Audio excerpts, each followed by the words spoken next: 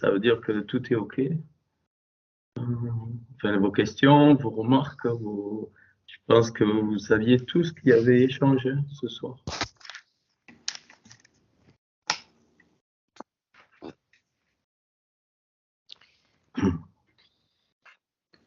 Alors moi, j'aimerais bien, Christian, que tu redéfinisses un petit peu la croix pour que ça marque bien par rapport à la Mais croix. je l'ai fait déjà plusieurs fois. Hein. Oui, mais il faut que ça rentre, c'est ça. Qui est-ce qui désire que j'en reparle? Tous ou... Oui, c'est une bonne idée. Oui.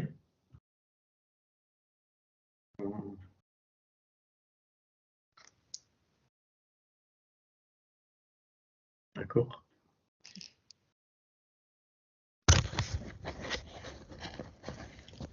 OK.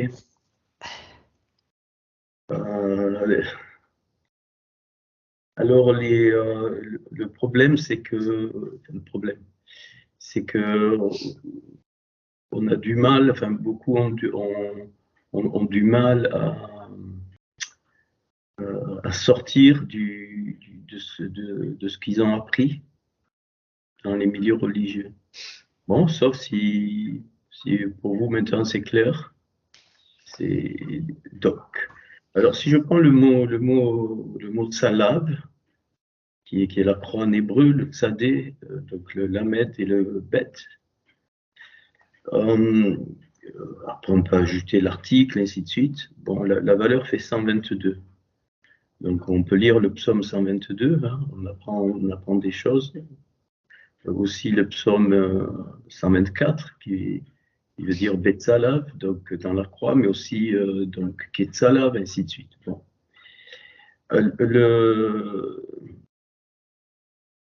Donc la racine de ce mot, c'est Tzal, c'est l'ombre. Donc c'est l'ombre, c'est pour ça qu'il est parlé à un moment donné dans la Bémécoire, c'était l'ombre des choses à venir. Qu'est-ce que ça veut dire? C'est que donc il a été traduit, enfin, il a été en tout cas compris que bon, ben, c'était l'ancienne alliance, c'était l'ombre de la nouvelle alliance, et donc voilà, ok. Mais c'est plus que ça. Alors, ce qu'il faut comprendre, c'est que quand la première fois que la racine de Tzal, de l'ombre, apparaît, c'est quand Hachem, il nous est dit qu'il sépare le côté Zarar du côté Nekeva, enfin, c'est pas dit comme ça. Donc, il fait la moitié, il prend le côté, enfin, il faut vraiment sortir, il faut se sortir, mais c'est peut-être difficile, je sais pas. Moi, je connais pas tout le monde, je discute pas avec tout le monde. Il faut se sortir de cette idée que donc le Adam Arishon, l'homme premier, était un être masculin et de son côté, on a sorti l'être féminin. Tu peux plus. Avec ce que j'ai donné, c'est pas possible. Tu prends ça, poubelle. Clair. Mais même si vous écoutez des juifs, je ne sais rien, moi, ce que vous faites, ça ne me regarde pas. C'est pas ça du tout. Et le mot c'est tsila. Tsila, tsalav, tsila. C'est-à-dire le côté, ce qui est de l'autre côté de moi-même. Donc, en Adam, tout était erad, tout était un. Okay? Et donc, j'ai déjà expliqué ça, je peux en reparler. Il est dit dans Kohelet que l'amour est plus fort que la mort. Ok. Comment l'amour peut apparaître si ce n'est par la mise face à face de la dualité? Pas possible. C'est comme en physique, si tu ne dissocies pas le plus et le moins, tu n'auras jamais d'énergie. Qu'est-ce que c'est qui fait les forces? C'est la différence. Le plus et le moins s'attirent. Ils s'attirent, ils se collent, le de moins, ils se repoussent. Pourquoi? Parce que c'est deux entités équivalentes et ça ne peut pas fonctionner. Pour que ça fonctionne, il faut que les deux entités soient de signes opposés. Voilà. Donc, alors, je vais pas... Bien sûr, c'est tout lié, hein, ce que je suis en train de dire. Alors, si je parle que de la croix, mais même le mot croix, j'ai du mal à le prononcer parce que si ça vous renvoie, voilà, Yeshua, enfin Jésus, il est mort à la croix pour nos péchés, il nous a purifiés par son sang, ainsi de suite, ainsi de suite. C'est ça, hein, l'évangile. Eh bien, enfin l'évangile, ce qu'on a entendu. Alors, j'ose vous dire que j'ai un autre évangile. Voilà. Et plutôt le contraire, ce que Shaoul de Tarse disait, enfin, qu'on a appelé l'apôtre Paul, j'aime pas le mot apôtre Paul, parce que c'est les Grecs qui l'ont. C'est Shaoul de Tarse qui, bon, c'est sur le chemin de Damchaké. Et donc, le sang du sac, c'est ça que ça veut dire, Damas, Damchaké, le sang du sac, il y a eu quelque chose qui s'est passé. Ok.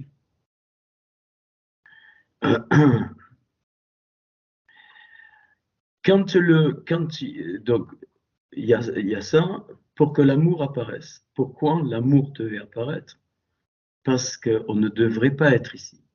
Le but de Hachem par la création, c'était quoi? De la réparation des mondes qui avaient été disloqués. Disloqués par quoi? Par les forces du mal. Et donc, s'il n'y avait pas eu la faute, eh bien, nous ne serions pas là. Nous serions sortis peut-être du Adam. Ça aurait été tout autre chose. Mais vraiment tout autre chose. OK. Alors, bon, maintenant je fais un saut complet. Hein. On pense que la croix chrétienne, tout est résolu à la croix chrétienne. Et ça, c'est faux. La preuve, c'est les fruits. Pas vrai. Tu peux faire ce que tu veux, il n'y a pas de fruits. Enfin, bon, d'où entraînent les problèmes. Alors, tu es pardonné à la croix. J'ai déjà expliqué ce que c'est. Tout est lié, le pardon. Bon, mais le principe du tzalam, ça, c'est bon. Il faut aller, on va doucement. C'est que au départ, dans le Adam Kadmon, avant même donc le Adam Arishon, dans le Adam Kadmon, tout est Echad, tout est un. Tu peux rien dissocier, absolument rien. Tout est un. Voilà. Et dans le Adam Kadmon, il y a l'univers entier. Ça rentre pas. Je sais que ça rentre pas pour beaucoup, hein, parce que vous séparez encore. Donc, il y a déjà dans le Adam Kadmon en prémisse le monde matériel qui n'existe pas. J'ai dit en prémisse, en potentiel. Mais il y a déjà, en fait, le monde matériel n'aurait jamais dû apparaître. C'était un monde de lumière. C'est ce que j'ai compris. Que de la lumière. On est lumière. On est lumière. C'est pour ça que le mot po, or, s'écrit avec un ein, et la lumière or s'écrit avec un aleph. Je l'ai dit, je le redis. Bon, s'il faut répéter, de répéter, c'est pas trop mon truc, hein, mais bon, on y va. Ok, dans le Adam Kadmon, 3 principes fondamentaux. Parce que j'ai peut-être rien. Moi, attention, hein, je ne prétends pas vous donner des choses. De là, c'est figé, c'est ça, on rentre dans cette case. Non, c'est donc une approche et c'est bien, parce que personne n'a la vérité. Ça n'existe pas. Toute la vérité, personne ne l'a. Personne, rien. Aucune religion, même pas le judaïsme, rien. La vérité est dans la Torah, clair, mais personne n'a décoder toute la Torah. Donc c'est une image, enfin un point de, enfin, pas un point de vue, une lumière, enfin des lumières qui sont, mais peut-être il y en a d'autres, hein, il y en a d'autres, certainement. Et dans ce Adam Kadmon, qu'est-ce que j'ai trouvé? Donc, Kedem, c'est pareil, c'est comme Tzila. Kedem, c'est l'Est. Kedem, ça veut dire ce qui vient d'ailleurs. Pareil que Tzila, de l'autre côté, mais là, c'est ce qui vient d'ailleurs. Et d'ailleurs, donc, les deux mots ont 3 lettres. Hein. Ont 3 lettres, c'est comme ça que j'ai pu trouver, évidemment après pas mal de travail, qu'il y avait 3 principes dans le Adam Kadmon. Donc le principe de la lumière, Or, le principe de la Emouna, qui va donner toutes les formes de vie, et le principe du Emet, le principe de la vérité. Donc on va dire que sur l'image de la croix, donc on va dire que le, allez, on s'en fout, mais donc la main droite, c'est donc la Emouna, la main gauche, c'est la vérité, donc, et la tête, c'est la lumière. Ça te donne l'image de la croix. Et même physiquement, dans ton visage, il y a la croix. Regarde-toi dans une glace, tu vas voir la croix. Tu vas voir, hein, les yeux comme ça, hein, d'accord, le nez ici, et les oreilles. Tout ton corps, la croix. Les 2 jambes, tu écartes pas les jambes en marchant. Hein, par contre, les bras, tu les... donc, et partout dans ce principe, il y a ça. C'est-à-dire que dans le Adam Kadmon, le principe de la vérité, que personne ne connaît, on en a une image transcrite par la Torah, et donc c'est pour ça qu'on cherche donc, une image du principe de vie de la Emouna, voilà, qui est un mystère, et donc et les deux sont réunis dans la lumière, dans le Adam Kadmon. C'est pour ça que tout est lumière, et que dans le monde de la Assia, lorsque le Adam Arishon, qui contient tout, a été créé par le Adam Kadmon, eh bien, tout est lumière. Ils n'avaient pas de peau. Alors c'est caché, mais ils ne savaient même pas qu'ils étaient nus, entre guillemets. C'est apparu après, quand il y a eu là l'emmagasinement de l'arbre de la connaissance du bien et du mal. Ils ne savaient pas qu'ils étaient nus, parce qu'ils n'avaient pas besoin de savoir. Ils étaient la connaissance même. C'est ça qu'il faut comprendre. La Torah était là, mais ils n'avaient pas besoin de lire la Torah. Adam était une Torah, la Torah vivante, la Torah, l'énergie des lettres. Et les lettres sont apparues après pour nous donner une image de la vérité, parce qu'on ne peut pas, enfin une image voilà. Et donc, donc tout ça, après la faute, il y a eu quoi? Eh bien, il y a eu donc la dégénérescence de cette lumière, à tel point que, alors même, eh bien, la lumière a diminué. Ça ne s'est pas fait d'un coup, ça se comprend pourquoi. On le voit avec l'âge des patriarches. En gros, c'était 900 ans. Entre guillemets, on ne sait pas hein, l'année, mais peu importe. Dans le temps relatif de cette époque-là, ils ont vécu, les patriarches, jusqu'au déluge. Vous vous rendez compte, Noé, quand il est rentré dans l'arche, c'était l'an 600. Il avait 600 ans. Hein, nous, on ne réalise pas, mais donc c'était autre chose.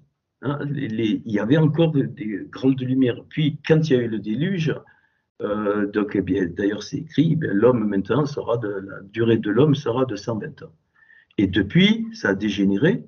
Hein, donc, Abraham, c'est 137 ans, ou Sarah, je ne me souviens plus. Je ne me souviens plus les âges, mais c'était autour de 120. Puis, ça n'a fait que dégénérer. Aujourd'hui, on arrive à 80 ans, 90 ans dans nos années relatives, mais ça, c'est pas grave. Mais à force de quoi? À force de médecine. Mais sinon, ça a diminué. Très rares sont ceux qui arrivent à 120 ans, alors que de l'époque d'Abraham, c'était courant. Hein, donc, il n'y a que David, parce qu'il était... qui est arrivé à 70 ans, mais déjà c'est dégénéré, hein, la lumière a dégénéré. Et donc la croix, le principe de la croix est donc de tout temps. Hein, donc, quand un juif va dans la Torah, qu'est-ce qu'il fait? Il recherche la vérité. Parce qu'on dit une bonne partie de la vérité est perdue. Et aussi, il recherche quoi? La vie. La vie, c'est la Emouna. Alors, entre parenthèses, je vais un peu... je vous file, je ne sais pas quoi, ce que je vous donne, un grand cadeau. Vous nous avez gâtés pour l'anniversaire, merci, encore, hein, deuxième fois. Si vous me trouvez l'endroit où il est dit, tu croiras en Dieu, dans la Torah, dans la Bémécoire, dans tout le Tanakh, dans les 66 livres, je veux que vous me sortiez un verset où il est dit, tu croiras en Dieu. Ça n'existe pas. Jamais il est écrit tu croiras. Jamais. Jamais. On élève la grandeur de Hachem, Dieu est tout-puissant, il y a des mitzvot, tu ne tueras pas, tu ne commettras pas d'adultère, tu ne feras pas des mensonges. Il n'est jamais dit tu croiras en Dieu. Sortez-le-moi, même en français. Et je capitule, je dis bon, j'ai pas vu, et jamais. Jamais. Et quand Yeshua, il dit celui qui croira en moi, il parle pas de croyance. Il dit celui qui accepte les mérites que je suis en train de faire et que je ferai pour tous, alors il y aura des choses. Et c'est pour nous les goïms. C'est pour nous les goïms.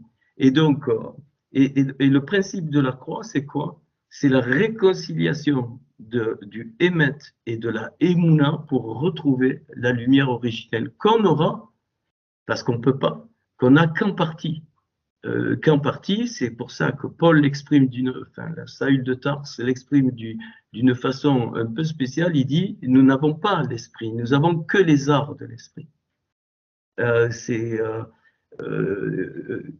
Donc, c'est-à-dire une portion, enfin, une diminution, donc un échantillon, il viendra le jour où tout, mais on sera plus loin. Et donc, et donc ce principe, alors, qui va avec le principe du sang, j'ai montré, j'ai montré clairement que le sang, c'était l'énergie des lettres. Donc,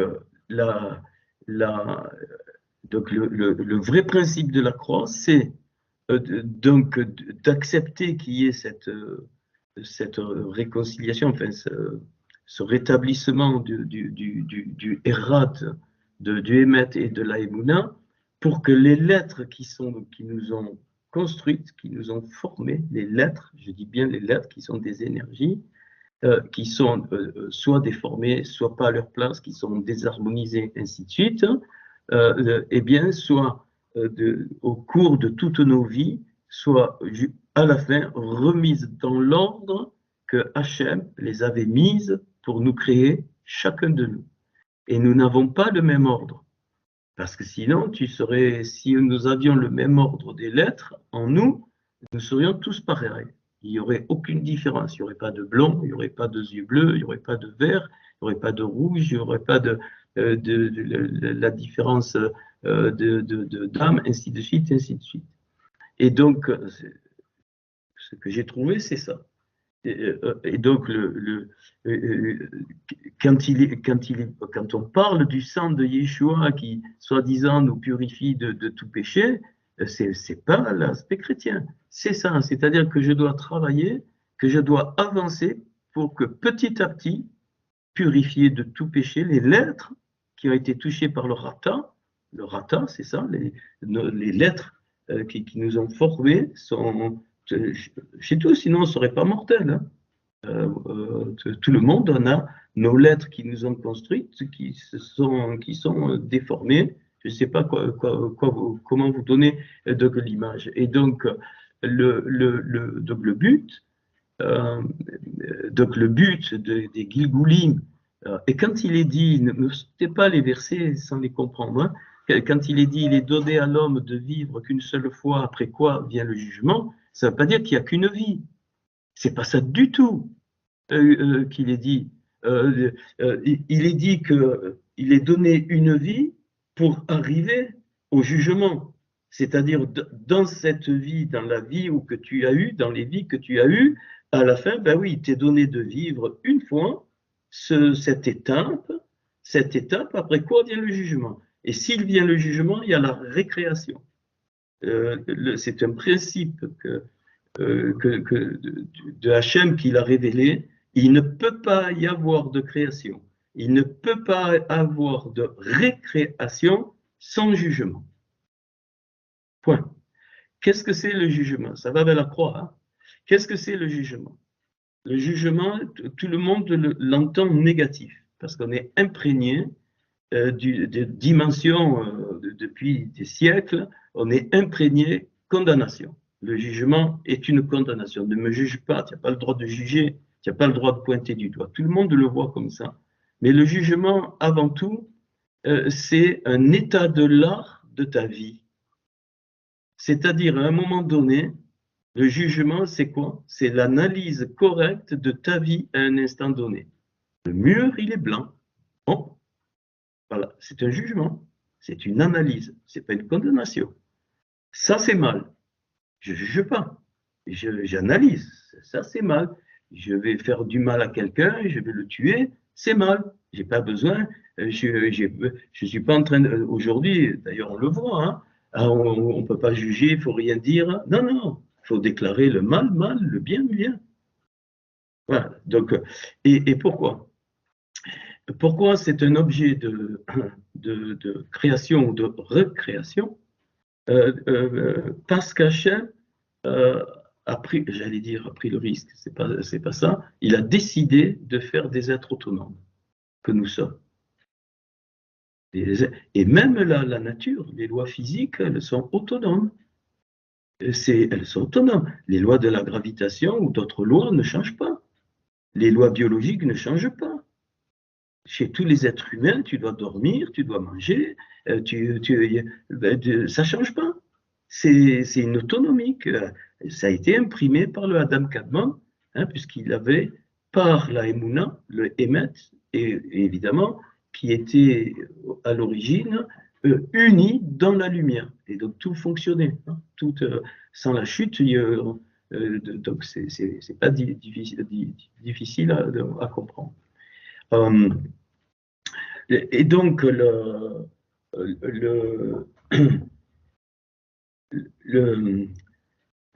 quand Yeshua, je prononce plus le mot de Jésus, hein, parce que le mot de Jésus, c'est tellement galvaudé. Bon, voilà, on dit Jésus, tout le monde voit les crucifix, mort, ressuscité. J'ai pas dit que c'était pas vrai. J'ai dit tout le monde voit ça. Je parle de Yeshua. Voilà. Donc, et Yeshua n'a rien à voir avec le Jésus chrétien. Voilà, c'est ce que j'ai trouvé. Donc, bien sûr, il est juif, mais ça, donc c'est pas. Et donc, j'ai montré lors d'un dernier cours, c'est démontré qu'il est le crâne, Golgoleth du Adam Kadmon. Golgoleth, c'est le crâne, et c'est pour ça qu'il était sur le mont du crâne. Il est mort sur le mont du crâne. Ça veut dire quoi? Le crâne du Adam Kadmon, qui représente, c'est la lumière. C'est pour ça qu'il dit « Je suis la lumière du monde ». On ne peut pas continuer avec les schémas chrétiens. Tu vas vers les gens, Jésus est la lumière du monde, si tu ne l'acceptes pas, je te trucide. Et bon, ça existait, hein. Aujourd'hui on parle de l'islamisme, c'est pas la même chose. Hein.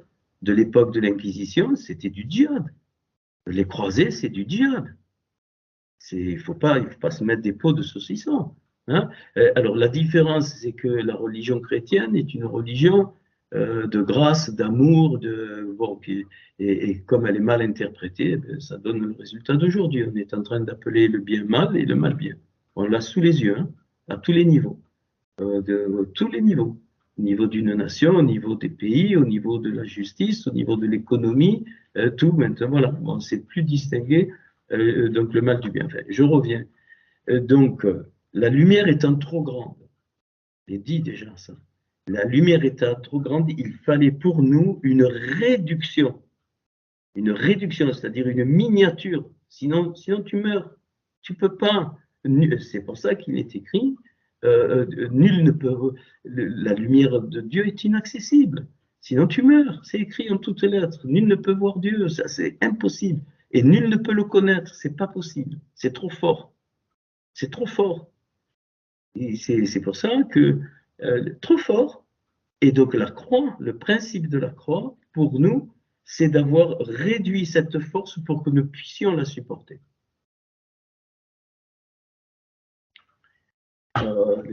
Et donc, c'est pour ça que tu ne peux pas ingurgiter toute la vérité. Tu claques, tu meurs. L'âme, elle ne tient pas. Parce que là, on aborde, oui, il y a des belles lumières. On croit que, bon, en discutant un peu avec certains, je m'aperçois, mais tu sais qu'il n'y a pas de limite. On ne peut pas arriver dans une dimension et puis, ah ben c'est ça. Alors là c'est ça, donc il faut aller dans cette case. Non, non, non. Ça rassure. Hein, bon, alors je reviens sur le. Et donc, quand on capte ça, c'est plus du tout voilà, j'ai plus rien à faire, je viens à Jésus, c'est fini. Alors, je le redis, je ne remets aucune expérience vraie que vous avez eue, comme moi, comme mon épouse, comme de Saül de Tarse sur le chemin de Damas. Ce que tu as vécu, c'est réel. Donc, tu ne le remets pas en question.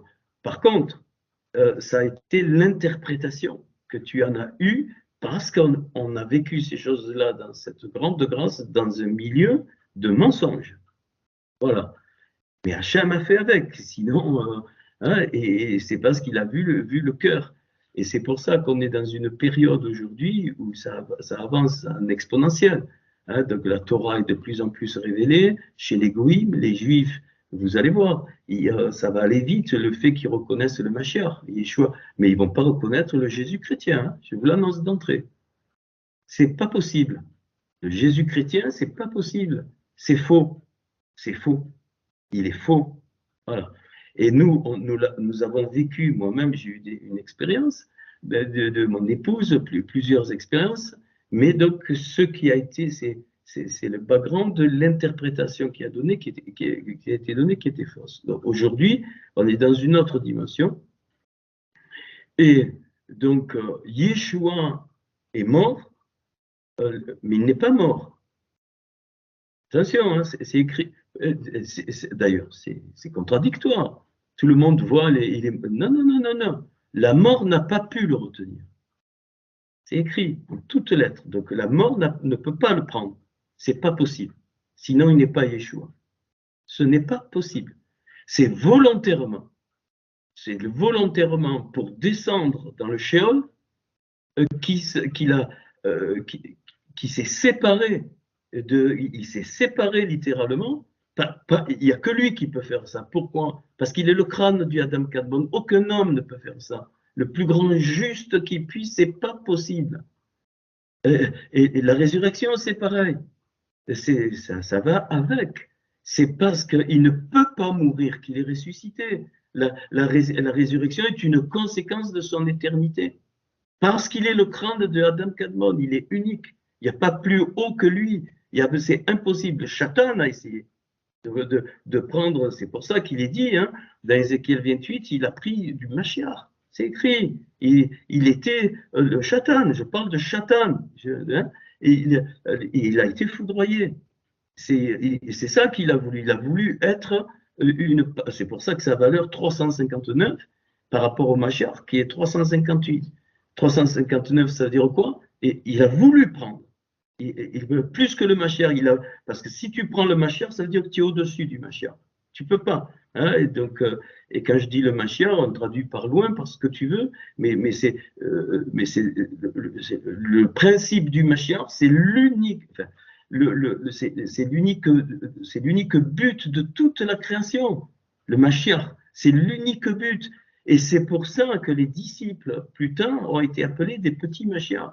Et nous avons tous en nous une part du Mashiach, parce que nous avons tous en nous une part du Adam Kadmon, que j'ai appelé ça les étincelles.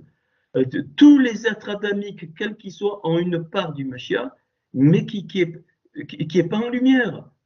Parce que, voilà, et donc c'est pas développé, c'est un lumignon qui fume, et un jour, dans un des Gilgoul, eh bien oui, il y aura la conscience et la lumière, paf, elle va apparaître pour tous les êtres adamiques. Alors, donc voilà. Bon, après, je ne sais pas si ça va, Jean-Marie, si ça explique, enfin, si c'est clair, sinon on peut continuer sur le. Alors, d'où ça me déclenche ce truc. Je ne savais pas que j'allais parler de ça, ça me déclenche sur le principe du Yeshua, le principe du salut. Je vais le faire, mais il me faut du temps. Pas parce que c'est pas prêt, parce qu'on fait plein de choses, hein, enfin, pas parce que c'est pas prêt. Le vrai Yeshua, la vraie délivrance, c'est le mot, c'est le même, hein, le vrai salut, ça n'a rien à voir avec le salut chrétien. Rien. Si tu viens pas à Jésus, tu es foutu. Il faut venir à Jésus pour être sauvé. Déjà, il faut me dire sauvé de quoi? Ok. Tout ça, tu as levé la main dans une assemblée, à l'époque, même tu as eu une expérience qui est peut-être vraie, en levant la main, je ne la remets pas en question, mais lever la main et puis dire je suis sauvé, c'est fini, c'est acquis à l'éternité, je vais au paradis, je ne reviens plus, c'est faux. Je le montre, c'est faux, je n'ai pas encore tout fait. Enfin, je veux dire, j'ai pas, il faut du temps, hein, et et en plus, on n'est pas dans un terrain, comment dire, vous êtes tous des anciens chrétiens dans le mauvais sens du terme. Voilà. Et donc, je ne suis pas en train de remettre en question. Bien sûr, qu'est-ce qui s'est passé? En fait, qu'est-ce qui s'est passé quand tu dis, mais à un moment donné, voilà, j'ai fait la rencontre avec Hachem, par Yeshua. Voilà, bon, dans Saga, ok. J'ai expliqué ça à quelqu'un. Tout être adamique vit. Okay, il vient au moment. Alors écoutez bien. Alors ça va avec la croix, mais vous vous rendez compte, là, il faudrait. Mais c'est génial de capter, mais c'est magnifique. Quand l'étincelle, elle descend, dans l'étincelle, dans la Yérida, c'est parfait. Tu entends? Parfait. Tu entends bien? Parfait. Parfait. Parfait. Tam. Tam, il n'y a rien d'autre. Tam, qui est la valeur d'ailleurs 440. Tam, qui est 10 fois 44. 44, c'est 2 fois 22. 44, c'est le sang. C'est l'énergie des lettres. Tu retrouves parfait. Ta Yérida, au moment où l'étincelle descend, elle est parfaite.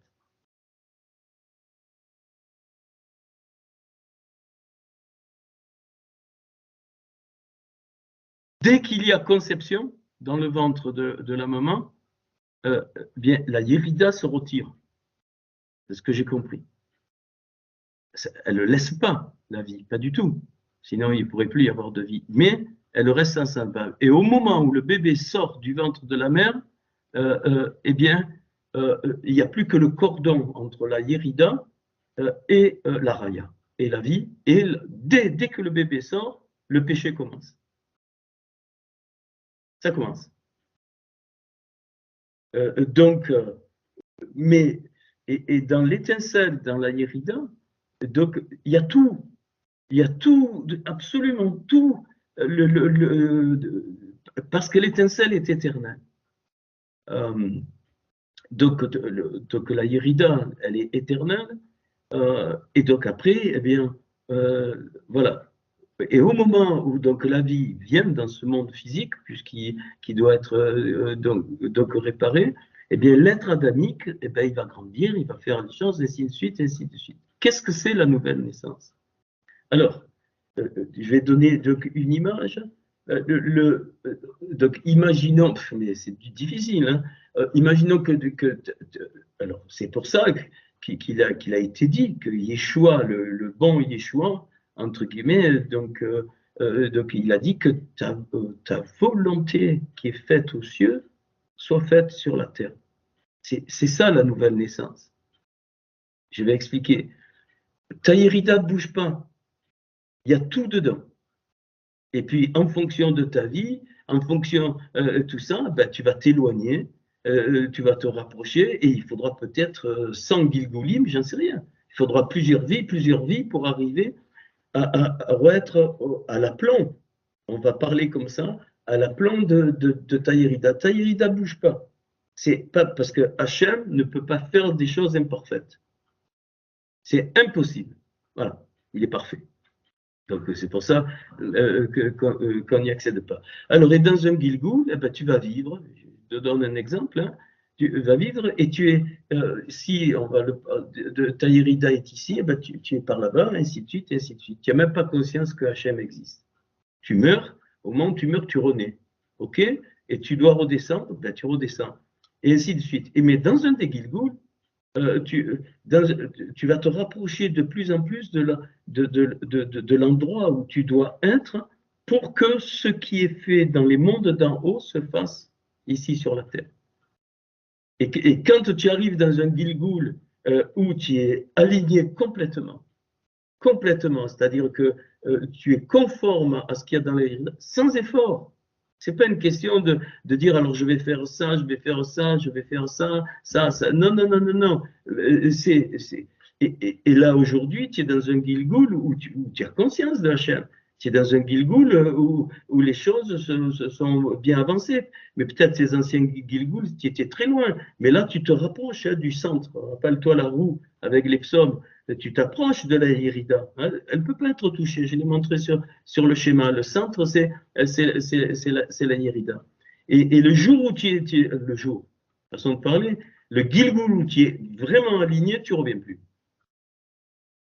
Tu ne reviens plus. Mais ça ne veut pas dire que tu t'en vas au paradis. C'est des conneries, ça. C'est faux. Tu vas dormir. C'est pour ça que Paul, il dit que ceux qui dorment, dorment. Mais maintenant, voilà. Et qui y aura donc la trompette, ainsi de suite, les morts premièrement. Tu vas dormir en attendant que tout Israël soit au complet. Tu vas dormir, c'est-à-dire tu ne reviens plus. Eh bien, je ne sais pas, peut-être il se passe des choses, mais en tout cas, tu ne reviens plus dans un Gilgoul. Voilà, c'est ça que je veux dire. Tu ne reviens plus et tu dors. Tu attends les autres. Et quand tout est complet, eh bien, c'est ça la résurrection. Hein. C'est à ce moment-là, quand tout est complet, la mort ne peut plus nous retenir ensemble. C'est plus possible. Comme Yeshua, comme le Mashiach. Et donc, le principe de la croix, c'est quoi? C'est d'amener la lumière et la vérité, d'amener la vérité, la Emouna, comme elle est au départ dans le Adam Kadmon, c'est-à-dire dans la lumière. Et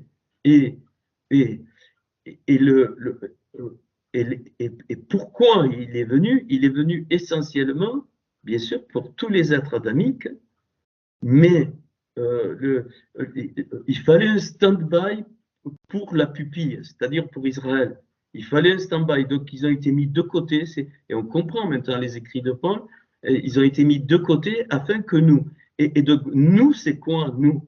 C'est grâce au mérite de Yeshua, grâce au mérite qu'il a fait à la croix dans cette réconciliation, que nous avons accès à tout l'héritage des Juifs. Il est dit, hein, vous étiez éloignés, mais maintenant vous avez les patriarches, on lit ça que comme un perroquet, il faut réfléchir, hein, voilà, et on devient juif. À ce moment-là, c'est-à-dire on a droit à cet héritage dans un certain Gilgoul. Et donc, Yeshua est venu essentiellement pour les goïms, pour ouvrir toute la vérité de la Torah et pour que les goïms puissent avoir accès à la Torah. Quand je dis goïms, ça ne veut pas dire que les juifs ils sont à part, et c'est pas ça que je dis. Goïms dans le sens profond du terme. Tu as des juifs qui sont des goïms, qui sont des goïs. Pourquoi? Parce qu'ils ne connaissent pas. Il y en a plein où ils sont religieux, c'est des goïms encore.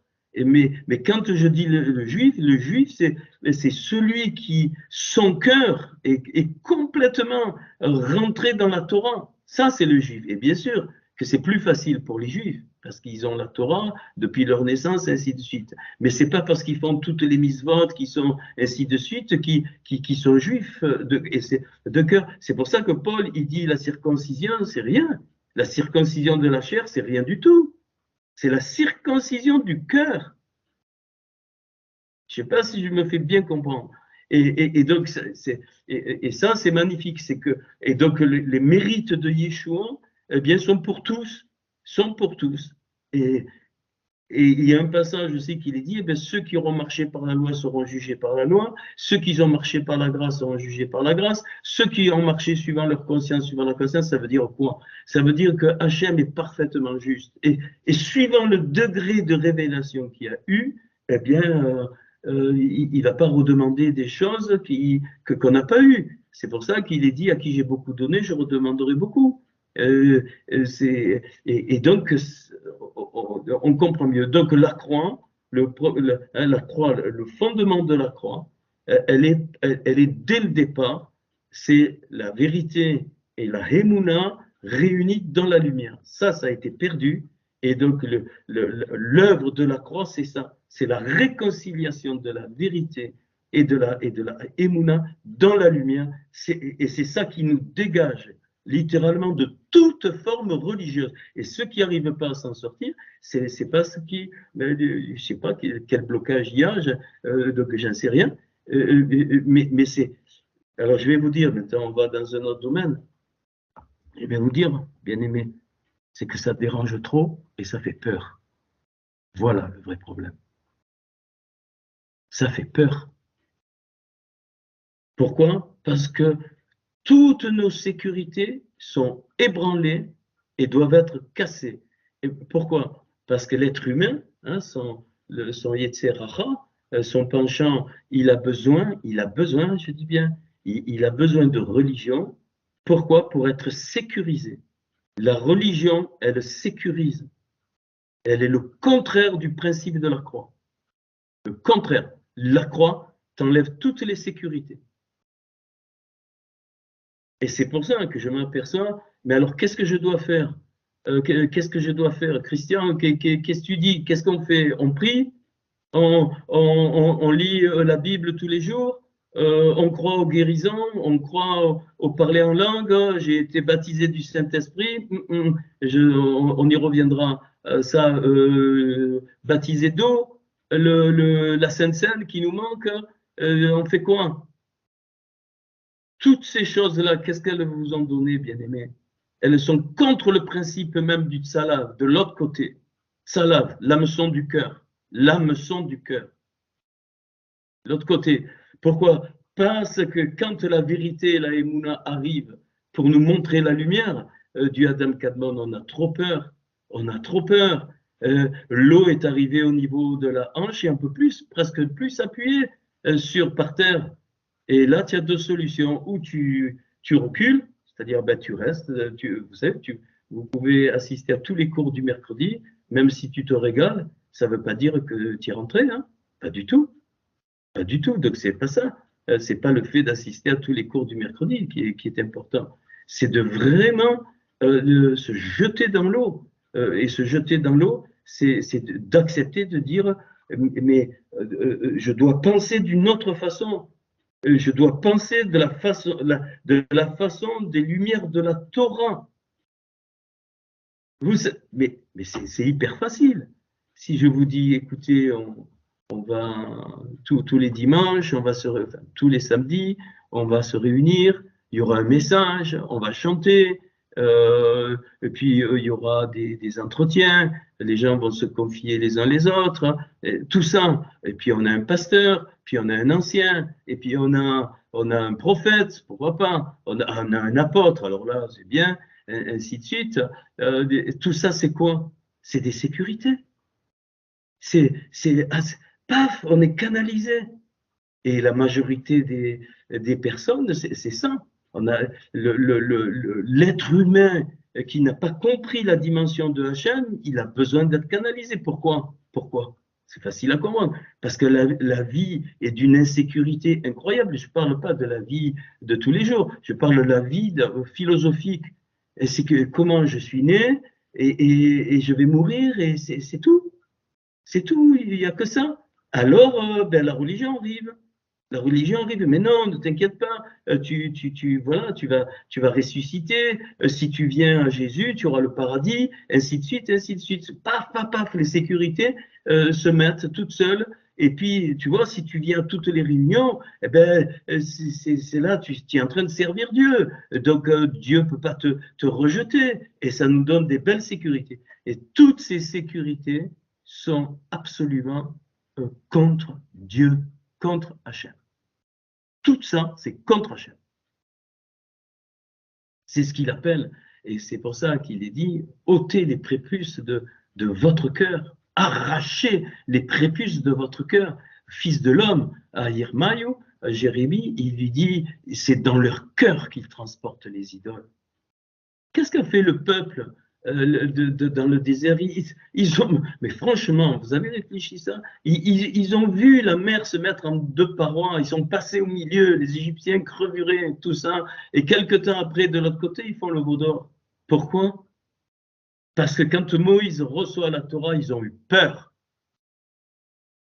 Parce que toutes les sécurités de l'Égypte, qui était un pays très religieux, l'Égypte, idolâtre, mais c'est la même chose, hein. Donc ils ont eu peur. Ils ont eu peur. Même un passage dans le livre des Nombres qui dit non mais toi Moïse, ouais, puis tu nous diras. Ils ne pouvaient plus supporter. Ils ont vu la Torah, ils l'ont vu. Ils ont eu peur parce que tous leurs repères étaient cassés. C'est tout, c'est impossible. Si tu mets un seul repère devant Hachem, ça veut dire que tu es en train de nier la grandeur de Hachem. Tu refais une idole. Et donc, c'est un état d'esprit, bien aimé. Et donc, le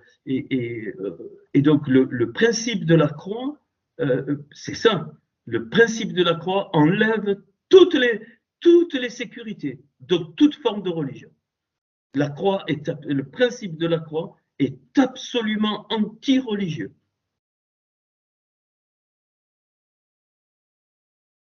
Alors, je ne sais pas si j'ai assez dit, s'il y a, enfin, pas en quantité, mais si ça peut clarifier.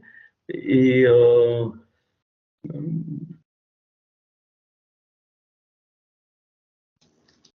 celui je ne dis même pas le Fils parce que c'est trop mal interprété, celui qui a compris que l'extraction du Adam Kadmon par la croix donc l'a affranchi, il est réellement affranchi.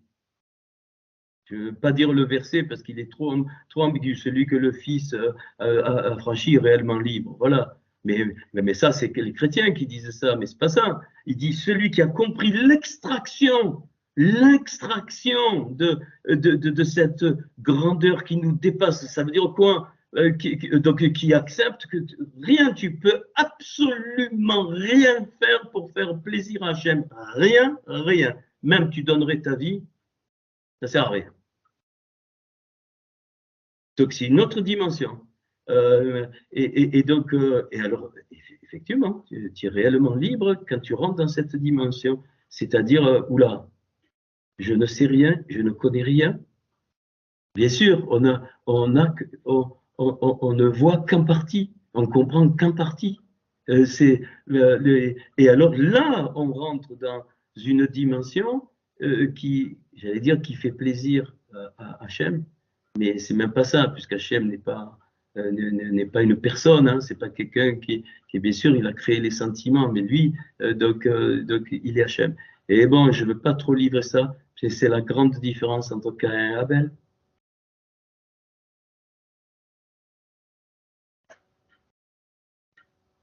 Abel avait compris que même une offrande, Hachem, il s'en fout.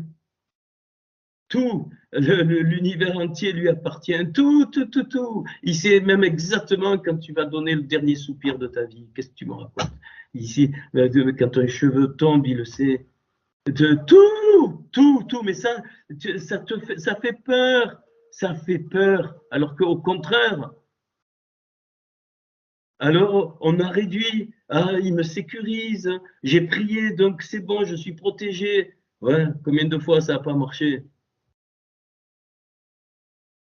Est-ce que et le vrai principe de la croix, c'est ça. Tu vas être complètement déstabilisé.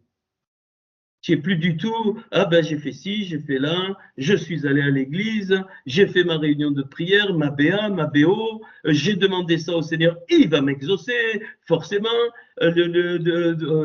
Voilà, et puis tu vas galérer, hein, parce qu'il n'y a rien qui est exaucé, rien, mais pas parce qu'il n'y a pas besoin. Il y a, voilà. Et donc, bon, ta question était bonne, mais je ne savais pas que j'allais. Bon, c'est pas un échange, là. Vous me faites enseigner, j'ai pas envie d'enseigner ce soir. Enfin, si, j'ai envie, mais. Mais c'est magnifique. Magnifique cette liberté. Celui qui a compris l'extraction, le fils, c'est ça, c'est l'extraction, c'est pas qu'Hachem a eu un fils. Il faut arrêter avec ça. Le mot ben, comme le mot père, Av, c'est un principe ben, l'extraction, ce qui est sorti de l'éternité. Quand tu comprends que tout est sorti de l'éternité, bien sûr, tu perds tous les repères, c'est évident. Tu dis, mais c'est là que tu deviens libre, vraiment. Et c'est l'effet, c'est quoi? C'est le Hémet, la vérité qui t'affranchit, et la Emouna qui te donne la vie, en partie. Tu ne peux pas dire à quelqu'un, moi j'ai la vérité, je crois au Seigneur Jésus, c'est la vérité, c'est tout. Les autres, c'est des cons. Tu ne peux pas dire ça. En tout cas, dans les dimensions où je vous amène, et je ne pense pas, si vous me démontrez ok. Et en fait, tout le christianisme qu'on a connu, bien c'est ce que Paul dit quand il dit, si vous amenez un autre évangile que celui que je vous amène, c'est eux l'autre évangile. Enfin, ne pointe pas du doigt, c'est le contraire. Nous, tout le monde pense que l'autre évangile, c'est ceux qui sortent des églises, qui s'en vont des. C'est un état de cœur, bien aimé. Tu sais que même si tu sors de tout système, si le système ne sort pas de ton cœur, c'est la même chose, autant que tu retournes dans le système. Parce que le plus important, c'est ça. Et pour que le système sorte du cœur, il faut accepter donc l'autre façon de penser que les lumières de la Torah t'amènent petit à petit, chacun à son niveau, à son temps. Et donc, il pense à ça. Donc, l'œuvre de la croix, elle va contre toute forme de religion.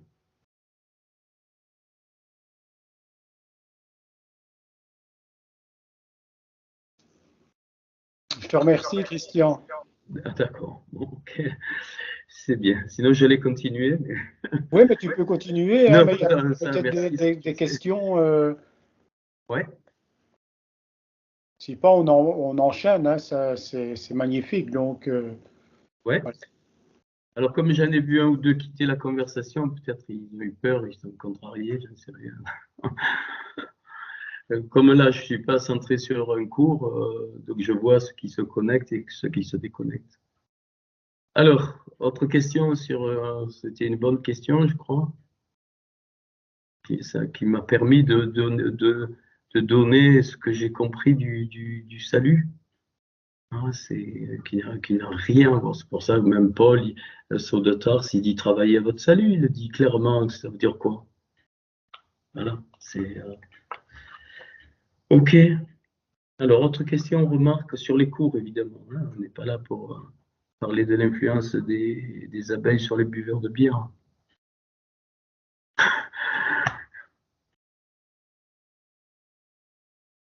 Alors, tous, vous avez des trucs, et puis quand c'est le moment de poser des questions, plus personne. Ça, alors, c'était un drôle de phénomène. Hein, mais... Oui, c'est un phénomène. Christian, l'apôtre Paul, quand il faisait donc, il allait à gauche, à droite, donc chez les Galates, les Éphésiens, tout ça. Il leur annonçait, bon, tous ces gens connaissaient la Torah. Ils avaient une connaissance au niveau quand même assez élevé par rapport à nous maintenant. Alors, pas tout à fait, Luc, parce qu'il y avait beaucoup d'illettrés hein, à Oui. l'époque. Et Ils connaissaient la tradition orale, la Mishnah, ils écoutaient. Hein, c'est pour ça que Yeshua parlait, hein, la foule se mettait autour. L'étude n'était pas comme aujourd'hui. L'étude, elle était réservée à une très grande minorité. Hein. Donc, ces gens avaient autant de difficultés que nous à accepter ce message de Yeshua, si on peut dire comme ça. Alors, moi, je ne suis pas tout à fait d'accord avec toi parce que depuis ce temps-là, les choses ont quand même beaucoup dégénéré. Avant qu'il y ait, quand le temps, ils étaient juifs, hein, les premiers disciples, ils étaient juifs. La seule chose, ils étaient juifs. Ils connaissaient la Torah, soit par voie orale, soit Saül de Tars, c'était un érudit de la Torah, donc il donnait les lumières. Donc, et après, quand il y a eu la diaspora, donc en l'an 70, le temple a été détruit, donc ils n'avaient plus de lieu. Et donc, mais les Juifs qui reconnaissaient Yeshua comme le Mashiach, ils ont continué. Ils ont continué à vivre. Et là, la Kohéla, elle était vraiment vivante. Et d'ailleurs, je pense que c'était un peu... Hein, il y avait des érudits qui enseignaient, hein, qui leur transmettaient et les choses, et ça n'avait rien à voir. Il n'y avait pas d'église, il n'y avait pas de réunion, il n'y avait rien. Ça n'arrive pas, mais il n'y avait rien. Ils étaient tellement même persécutés qu'ils sont allés dans les catacombes. Donc il n'y avait rien. Il y avait voilà. Mais par contre, c'était très vivant. Hein, parce qu'il. Voilà. Quelle était ta question, Luc? Non, tu n'as pas. C'était juste un peu une réflexion dans le sens où, par rapport à un pays qui était quand même sous la Torah, comme Israël, disons, je ne sais pas la proportion qu'il y avait de ceux qui ont suivi le Mashiach, maintenant par rapport à nous. Voilà. Oui. Alors, ce n'était pas la même chose. Après, la nation d'Israël n'existait pas encore, hein, parce qu'ils ont été dispersés. Il faut bien comprendre, ils ont été dispersés. Et il y a eu la diaspora. Après la destruction du temple, autant les religieux, enfin les juifs, enfin, les judaïsants, mais il y avait déjà, ça a commencé, regardez, ça a commencé quand Pierre est repris. Ça a commencé là, quand Pierre est repris, et on lui dit quoi? On lui dit, mais quand il y a les juifs, tu judaïses, et quand il y a les goïms, tu judaïses pas. Vous vous souvenez de ce passage? Ben, voilà. Ben, là, déjà, dès ce moment-là, ça commençait. Il devait y avoir il y avait l'esprit religieux qui reprenait, qui prenait. Hein. La bombe nucléaire qu'a été Yeshua, au départ, il n'y avait pas ça, ce n'est qu'après, c'est dans les épîtres. Mais quand on regarde les quatre, enfin dans la Béchora, ils étaient, et j'allais dire, ils étaient remplis de passion, ça se voit, hein, ça se voit. Et après, c'est très très vite. Mais même ce qu'on fait, même là, je vous dis que vous pouvez dégénérer dans la religion, sans problème. Sans problème. Pourquoi? Parce que les premiers l'ont vécu. Clair? De l'époque de Yeshua, il n'y avait pas. Hein. En tout cas, les disciples passionnés, ils étaient là. Ok, ce n'est qu'après qu'il y a eu des... et je pense que Paul avait des lumières, il n'a pas tout dit. Hein. Et bon, moi, je trouve des choses hyper intéressantes. Mais il se battait. C'est pour ça qu'il a écrit aux Galates, qu'il a écrit aux Romains, qu'il a écrit, quand il parle de la loi et de la grâce, nous on lit ça avec l'aspect chrétien, mais c'est autre chose. Hein. C'est vraiment autre chose. Hein. Moi, Galates, c'est une épître magnifique par rapport à la compréhension de ce que c'est la croix. Hein.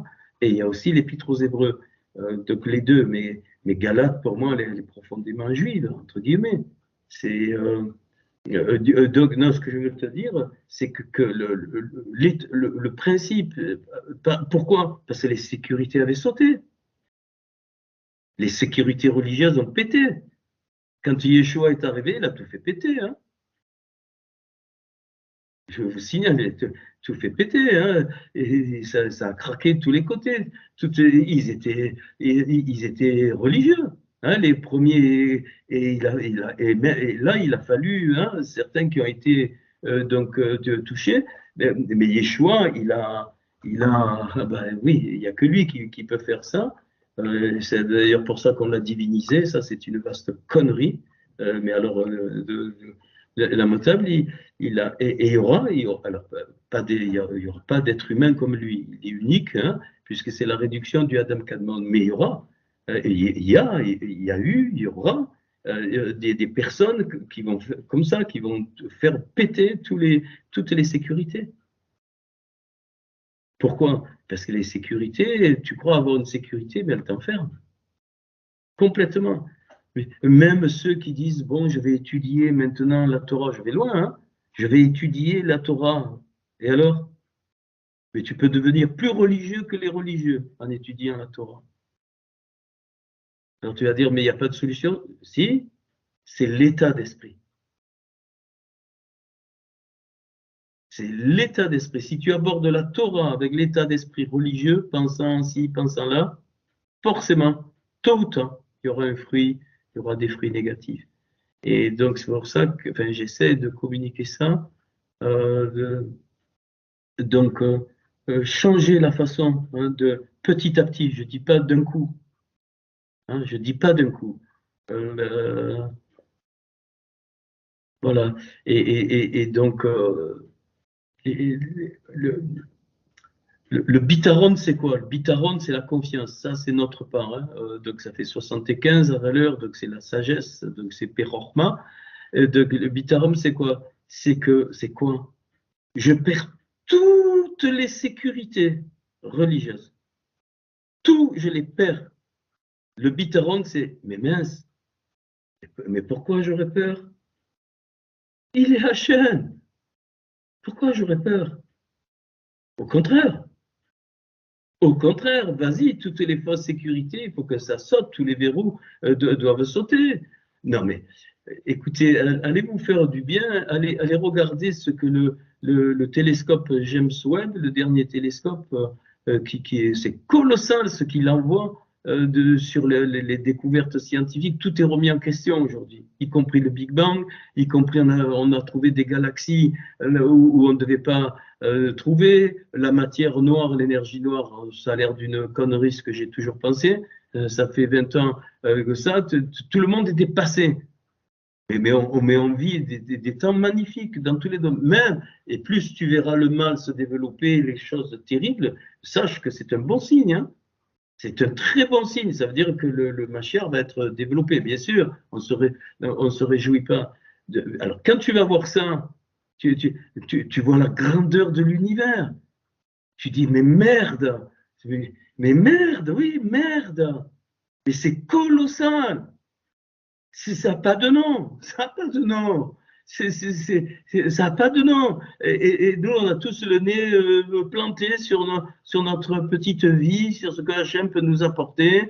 Si je fais une étude, pas une étude. Bien sûr qu'il faut étudier, je ne dis pas ça, mais avec un état d'esprit différent. Il faut étudier avec un état d'esprit de l'univers entier. Et pas du tout avec un état d'esprit de l'herbe que tu peux récolter parce que tu as étudié. Va voir, tu vas te régaler. Tu vas te régaler ce qu'on a découvert, hein, carrément, hein, il y a des galaxies c'est impossible. impossible avec les équations de la physique d'aujourd'hui qu'on trouve des galaxies dans cet endroit. Mais il y en a. Il y en a. Et puis, personne. Alors, on évalue la taille de l'univers. Mais réfléchis un instant. C'est ça qui doit nous porter. Hein, qui doit nous porter et qui va nous faire accepter que tout pète, que toutes nos sécurités pètent. Bon, d'autres questions? Oui, bonsoir. Une question. Salut Audrey. Salut Audrey. En fait, j'ai deux questions. La première, c'est plus un peu une confirmation, mais donc j'étais encore sur l'arche avec Noé et la colombe. Et en fait, je pensais forcément au passage du baptême de Yeshua, où on retrouve l'eau et la colombe. Et je voulais savoir, est-ce qu'on peut comprendre ce passage comme quelque part cette colombe qui apparaît, c'est le signe que Yeshua est celui qui a la Horma, qui est dans la Horma, et que en fait son baptême c'est le signe qu'il a été totalement plongé dans la Torah, et que c'est en fait le Mashiach parce que c'est, comme tu disais, le seul qui a la Horma et qui en plus à la révélation a été totalement immergé dans la Torah, qu'il a la révélation, la vérité totale, on va dire, par rapport à la Torah. Est-ce qu'on peut le comprendre comme ça? Alors, il y a beaucoup de choses dans la question. Oui. Il y a beaucoup de choses. Alors déjà, l'acte physique, si tu comprends bien ce qu'il dit, et en hébreu, enfin, j'ai vu, c'est pas important. Clair, il le dit lui, mais il dit laisse faire, mais il est en train de montrer que aller dans l'eau physiquement, c'est pas ça qui est important. Déjà. Ah. Hein? Ok. Si tu as envie de le montrer, oui, pas de problème. Mais c'est pas le contraire, hein, je le redis souvent. Hein, c'est pas parce que tu te plonges dans l'eau que ça y est, c'est bon. Non, c'est parce que il y a l'amour, hein, il y a l'amour, la passion envers Hachem et tu as envie. Mais si tu n'as pas envie, il n'y a pas de problème. Parce que le baptême d'eau, c'est pas ça. Hein.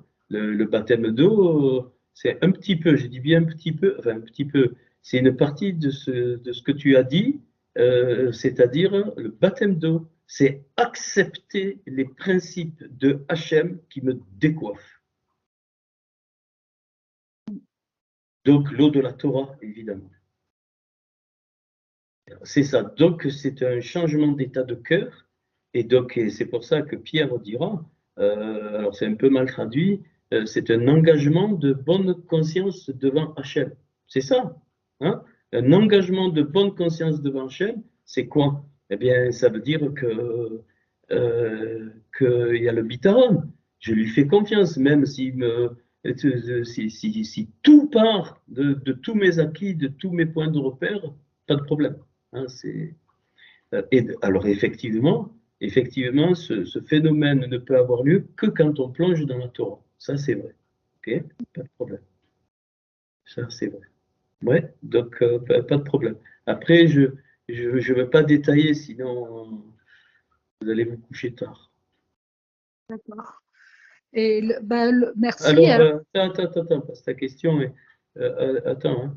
Vous avez bien compris que le corbeau, c'est lié à l'individu et que la colombe, c'est l'ensemble. Hein. Ça, c'est bien compris. Si vous ne comprenez pas ça, il faut y revenir. Hein. Le corbeau, c'est nous. Hein. Il fait des allers-retours de l'arche, c'est nous, en tant qu'individu, mais placé dans le contexte de l'ensemble, mais l'ensemble après est représenté par la colombe. Ok. Bon, ton autre question? C'est bon, ça a répondu ou enfin répondu? Ça m'apporte quelques clés, oui. Oui, et puis ouais, non, c'est correct là, c'est correct. des liens qui sont, du coup, là, c'est intéressant parce que ce que tu dis sur la colombe, ça me fait penser maintenant à Yona, le livre de Yona, comment il s'appelle? Jonas. Ben, bien sûr, C'est bien bon. sûr. Je ne l'ai pas fait. Ben, on ne peut pas tout faire. Hein, oula, oula. Il faut que les petits de la Torah se bougent hein, et qu'ils fassent. Hein. Mais bien sûr, si on a compris Yona, la colombe, ce que c'est, maintenant, bien sûr, Yona, tu vas dans Jonas. Alors, ouais, Jonas, il a été mangé par un grand poisson. Bon, c'est l'histoire. Ah, ah, on réfléchira là-dessus. Donc, la colombe qui Yona, qui est avalée par un grand poisson. Et puis, rejetée après. Hein. D'ailleurs, Ok. ce qu'on trouve dans le grand poisson, je trouve que quand il parle, ça ressemble beaucoup au psaume. Quand il s'exprime, on retrouve un peu cette, je sais pas, comme un parallèle avec Ouais. les psaumes. Oui, c'est une façon, bien sûr, ouais, il y a de ça. Mm. Mais Mais il faudrait voir aussi la fin, qui cherche l'ombre sous un ricin. Enfin, ok, et on fera petit à petit, on fera. J'ai trouvé quelques trucs là. ouais, il y a beaucoup de choses en fait. Maintenant qu'on a quand même quelques compréhensions sur. Et puis quand Yona est jeté dans l'eau, il est jeté dans l'eau. Il dit c'est de ma, voilà. Donc l'eau, la mer des nations. C'est ça. Puis après, il est rejeté par le poisson sur la terre. Ok. Oui. Alors j'avais encore une question par rapport à l'arche. Oui. C'était par rapport au bois qui est utilisé, le bois de gopher, en fait. Pourquoi c'est précisé gopher? Enfin, pourquoi on a l'indication du type de bois? Qu'est-ce que ça amène, en fait, de Alors, savoir on ne ça? sait pas ce que c'est, hein, le bois de gopher. Mm. On n'a pas beaucoup euh, comment dire, d'éléments physiques, là. Je parle de physique. Mais et c'est le même mot qui est, il dit, tu mettras, on a traduit par poids, POX, donc à l'intérieur et à l'extérieur, hein, c'est pareil. Tu mettras du poids de gopher. Ok. Alors, la racine gouffre, c'est le corps. Donc, gopher, pour moi, c'est la matérialité. Le gopher, c'est la matérialité. Et pourquoi il induit à l'intérieur et à l'extérieur? C'est parce qu'on ne doit pas favoriser la spiritualité, entre guillemets, avec la matérialité. Mais la spiritualité va s'exprimer dans la matérialité. C'est pour ça en dedans et en dehors. Ok? Et donc, en dedans, c'est la peau de l'âme. Et la peau de l'âme, c'est pas quelque chose il me faut plus de peau de l'âme pour entrer dans la lumière. Non, c'est impossible. Donc, c'est une protection parce qu'il faudra du temps pour que la peau de l'âme arrive jusqu'à la dimension de la lumière. Bon, je donne un petit peu que ça. Ouais. Merci. Ok. Allez, ceux qui ont...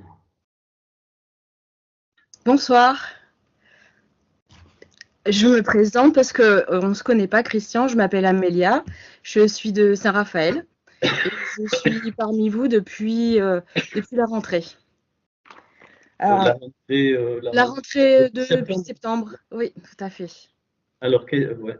Alors, c'est la phrase de la semaine dernière qui m'a interpellée.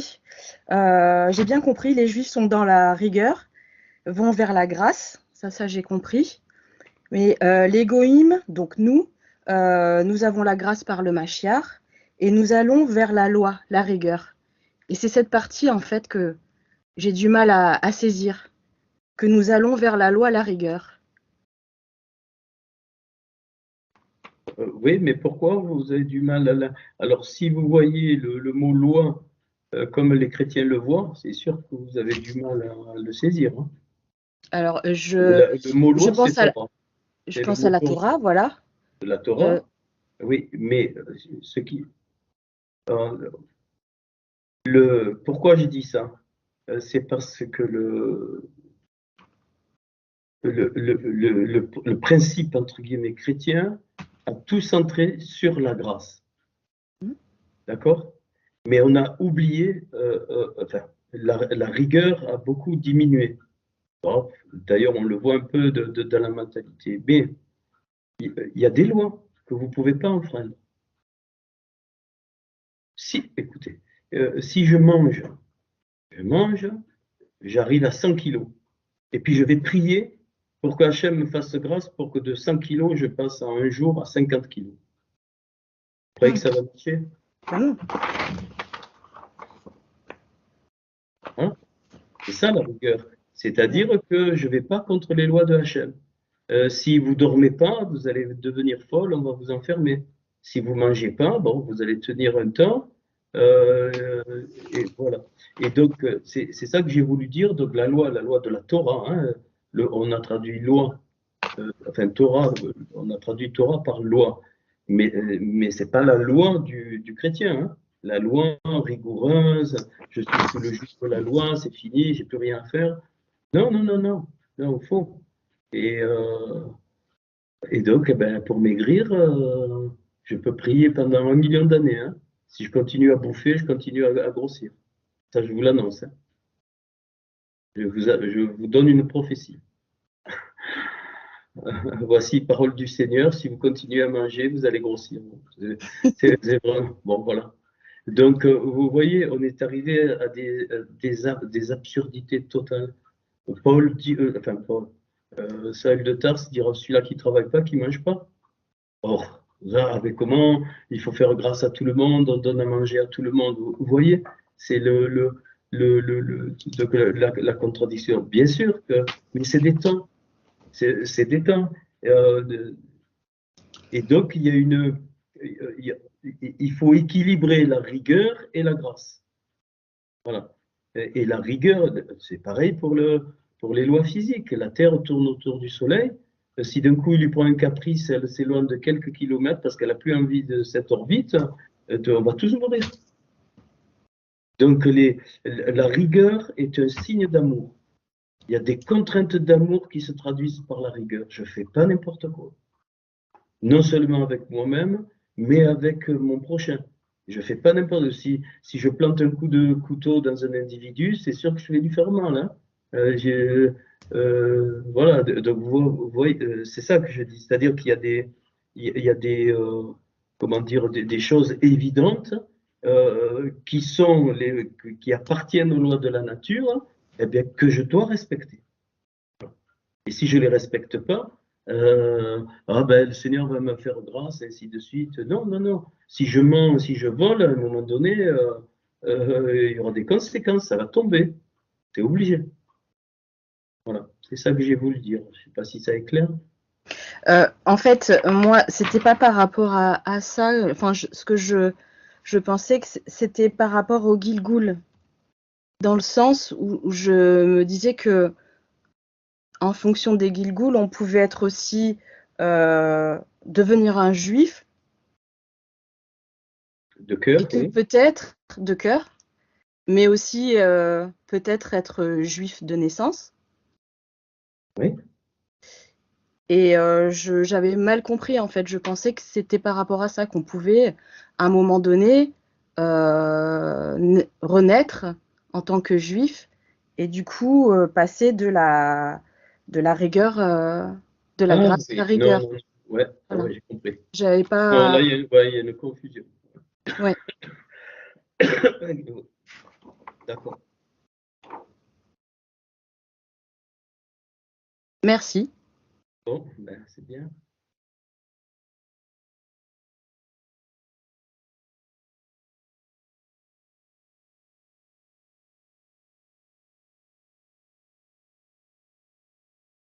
Christian, moi je voudrais te poser une question par rapport, quand tu parles de nos sécurités, etc. Tu avais donné Béréchit 3,24 quand il parle qu'il a chassé Adam de son jardin. Est-ce que pour nous, est-ce que pour moi, enfin pour nous, est-ce qu'on peut prendre ce jardin un petit peu, nos pensées, nos repères, ce qu'on a mis en place? Est-ce que ça pourrait être notre jardin? J'ai pas bien compris ce que tu prends pour jardin. Dans Béréchit, quand... Non, ça, 3,24, pas de problème, ouais. il chasse Adam. Alors, on est là au premier niveau, hein. Bon, il chasse Adam du jardin, et après, ta question, c'est qu'est-ce que tu me disais? La question, c'est est-ce que par rapport à ce jardin, est-ce que nous, on peut prendre ce jardin comme nos sécurités, nos repères qu'on s'est mis, comment dire, autour de nous pour... parce que bon, tu as parlé aussi ce soir-là par rapport à faire l'école d'intériorité, va pour toi, hein, tu as parlé d'Abraham, Oui, et tu as aussi dit que la royauté, c'est l'identité. Donc, oui, quelque part, là, on cherche notre identité, mais tous les jours, on va devoir chercher notre identité, on devra oui. progresser dans cette identité. Alors, tu fais une confusion, Bernard, parce que dans le jardin, il n'y a Ouais, pas de sécurité. d'accord, C'est tout lumière. ok, Hein, et c'est, voilà, il y a pas besoin. Hein. C'est le jardin, là, dans le jardin, donc c'est l'état initial où il n'y avait pas le péché, il n'y avait pas, donc il n'y a pas besoin de sécurité. C'est pour ça qu'ils sont nus. Hein, ils sont nus. Hein, c'est dans cette dimension-là. Est-ce que c'est bon? Et le fait, et écoute bien, question est bien, et le fait qu'ils soient chassés du jardin, c'est là qu'apparaissent les fausses sécurités. Et la preuve, c'est que avant, donc avant qu'ils soient chassés du jardin, donc ils ont perdu la lumière, et dans le jardin même, avant qu'ils soient chassés du jardin, ils se font des roues-grottes, c'est-à-dire des ceintures, hein, des ceintures de feuillage, fausse sécurité, alors qu'ils sont encore dans le jardin. C'est-à-dire que la dimension de l'homme, là, prend toute sa place, parce avant qu'il y ait le péché, ils avaient la dimension de Hachem. Ils réfléchissaient, enfin, bien sûr, je veux dire, il n'y avait pas besoin. Il n'y avait pas besoin de faire des choses. Non, non, non. J'allais dire, la sécurité de Hachem, elle était là. Mais c'était la sécurité de Hachem.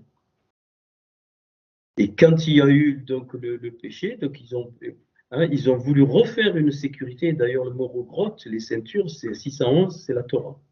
Donc, et c'est là le premier indice d'une Torah humaine qui apparaît dans le jardin. Parce qu'il y a eu, voilà. Mais après, quand ils sont chassés, eh bien, la sécurité de Hachem part, et effectivement, ils vont, donc ils vont, après toute l'histoire, ils vont vouloir faire des sécurités. Mais à ce moment-là, la grâce de Hachem, qu'est-ce qu'il fait?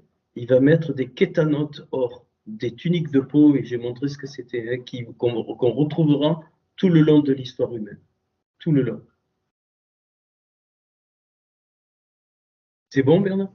oui, merci Christian. Ouais, ouais. Mais c'est intéressant parce que on voit que enfin, bon, on en parlera. Ne cherchez pas, j'ai rien dit, alors ne cherchez pas. Ok.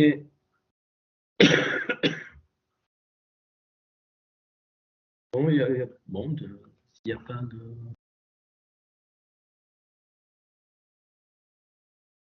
Alors peut-être si quelqu'un. Comment vous vivez les cours et surtout comment vous allez dans la pratique des cours? Si quelqu'un veut dire quelque chose là-dessus.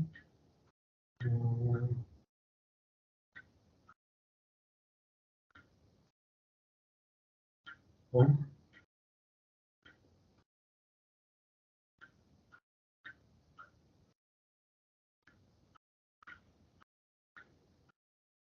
Oui. Alors, j'aimerais juste partager un peu pas directement moi qui l'ai vécu moi-même directement, mais au niveau de ma famille. Parce que j'ai l'impression pour moi que c'est une réparation. Parce que avec mes cousins et cousines, on se voyait jamais. Et oui, on se voyait aux enterrements dans la famille. Et on a essayé de se voir une fois, ça n'a pas du tout marché. Il faut dire qu'il y a eu beaucoup de problèmes entre nos tantes, nos mamans en fait, qui s'est répercuté aussi sur nous, bien sûr. Et là, dernièrement, on a déjà essayé l'année passée, ou il y a 2 ans, ça n'a pas marché. Et là, dernièrement, on s'est rencontrés, tous ceux qui pouvaient être là. On a passé un repas ensemble.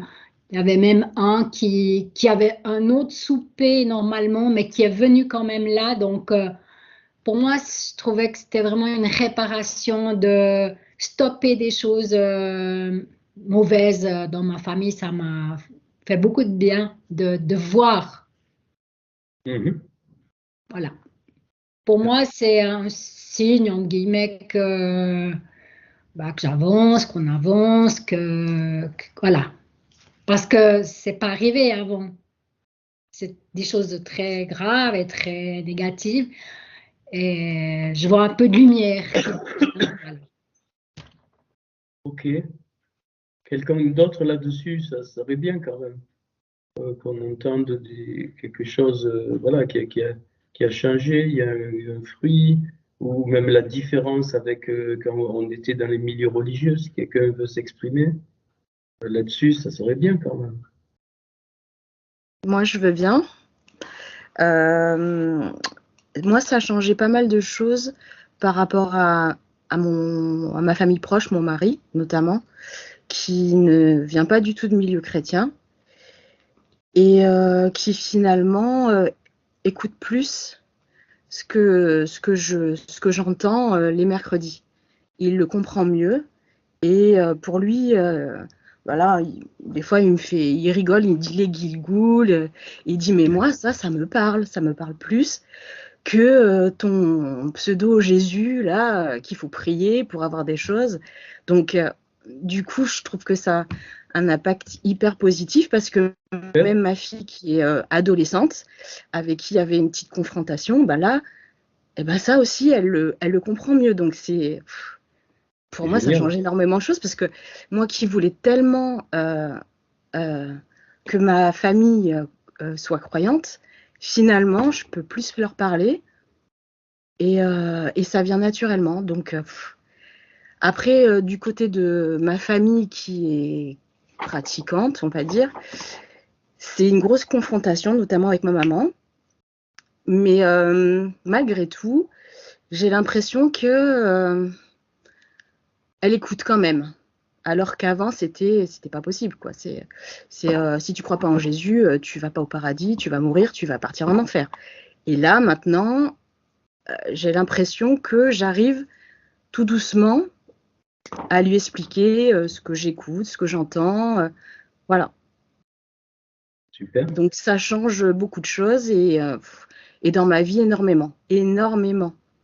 Parce que ça me fait prendre conscience, enfin, voilà, une liberté, je me sens beaucoup plus libre en fin de compte maintenant, par rapport à beaucoup de choses très, très profondes.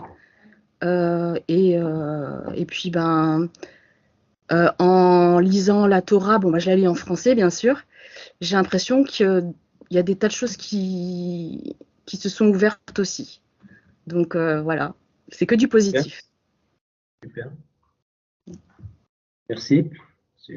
Ça encourage. Quelqu'un d'autre?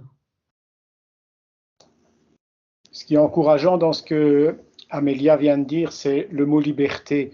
Et je crois que là, tu en avais déjà parlé il y a déjà longuement, mais sortir de ses limites, donc retrouver son identité, retrouver sa liberté et ne pas être mis dans des carcans comme quoi on doit absolument évangéliser ou ceci ou cela. Et ça nous libère tellement qu'on devient naturel. Et le naturel, eh bien, il est visible pour les autres au travers de ce que l'on représente. Et ça, c'est c'est vraiment ce que ça doit apporter. La première chose, quand on renonce à toute religiosité, c'est de retrouver une liberté, retrouver une identité. Et ça, moi, j'apprécie vraiment ce qu'elle vient de dire.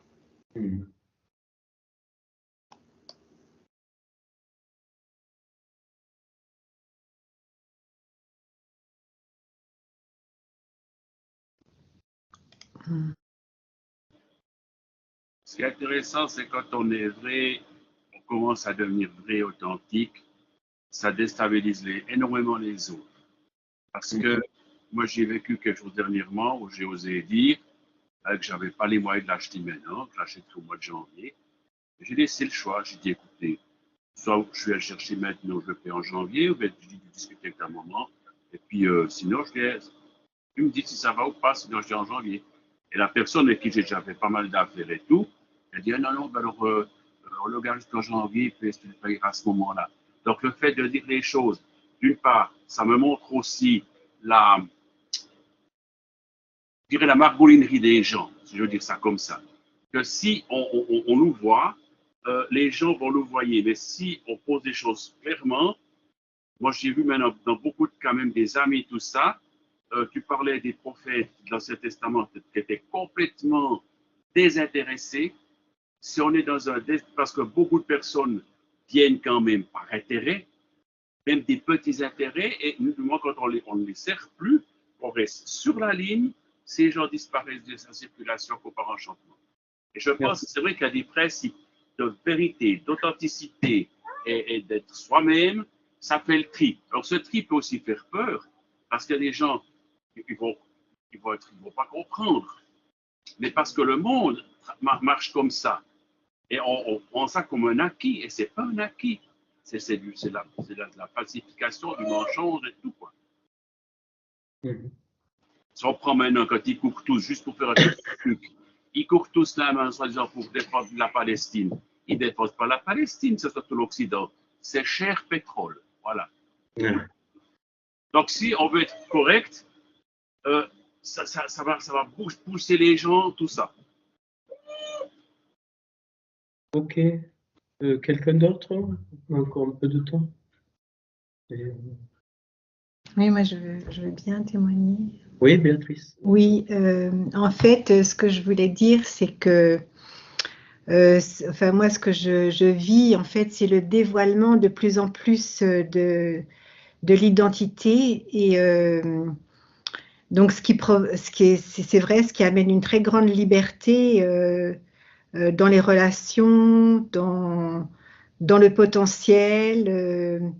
Un potentiel qui se manifeste de plus en plus par tout le potentiel qui est en moi est en train de se libérer et de se mettre en action, quoi, et ça procure de grandes joies. En même temps, c'est vrai qu'il y a des oppositions parce que je pense que ça fait partie de la marche, mais c'est,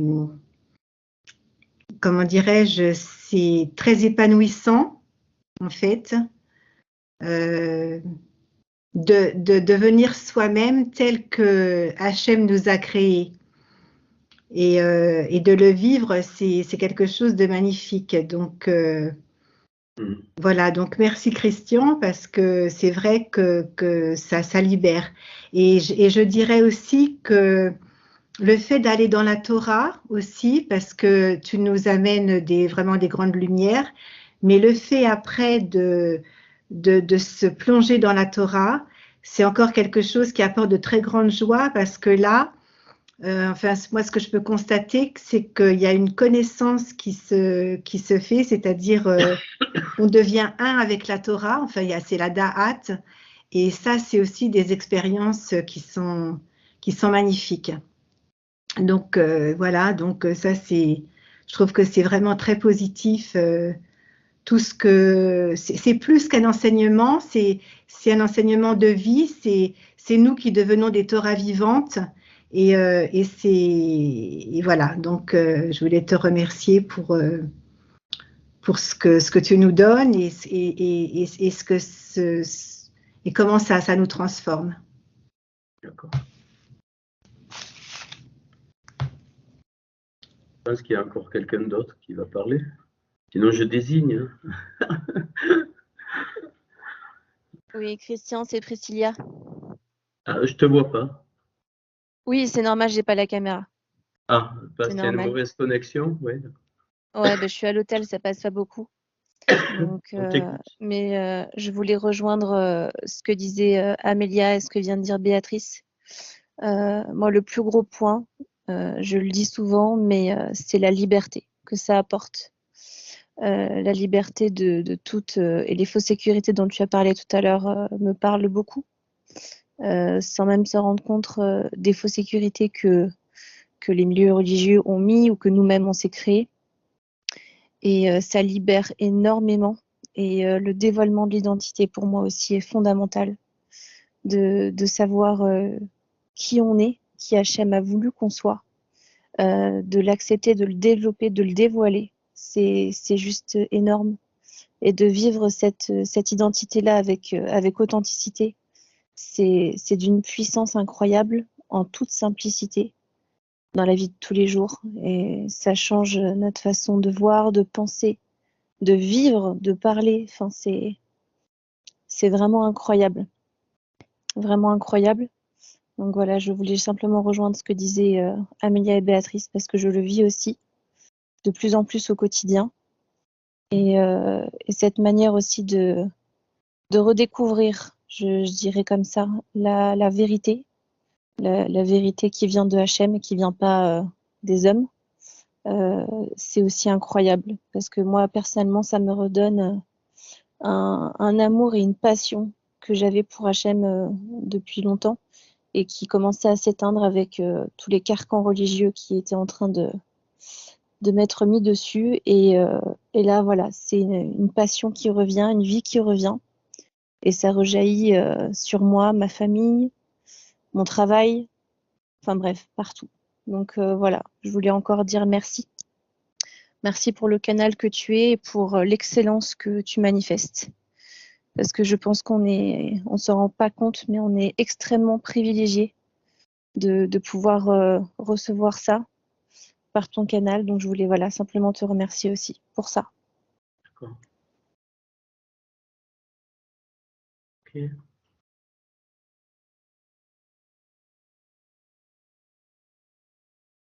Bon.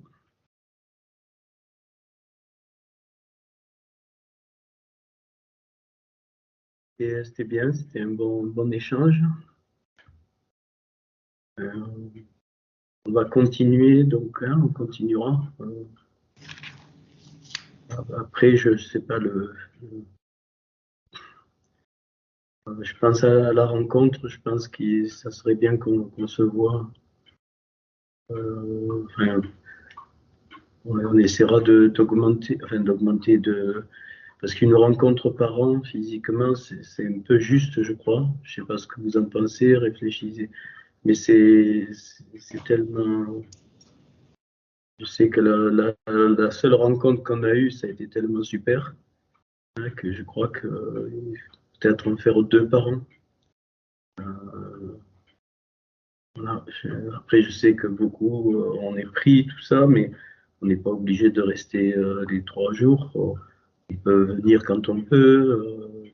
Et je pense que c'est bien qu'on se voit physiquement. Il y a quelque chose qui se passe. On ne sait pas pourquoi, enfin, on sait, mais je crois qu'on... Voilà, et puis les nouveaux, enfin les nouveaux, ouais. Ce serait super qu'on vous voit. Hein. Vous allez voir, on va boire du vin, manger du chocolat, du bon fromage, de la joie, de la Torah. Je serai malheureusement pas présente. Vraiment, je le regrette énormément parce que j'aimerais vraiment tous vous rencontrer. Et j'espère vraiment qu'il y aura ça va se faire notre temps. Ouais, j'espère avec grand plaisir. Ouais. Et je suis vraiment déçue de ne pas pouvoir être là, mais voilà. Oui, mais ça va se faire. On peut embrayer une seconde rencontre assez vite. Hein. Ah bah avec plaisir. Oui. On va voir, c'est Priscilla qui s'en occupe de ça un petit peu. Ok, bon, est-ce qu'il y a... c'est bien ce mercredi, une fois par mois, un peu de relâche.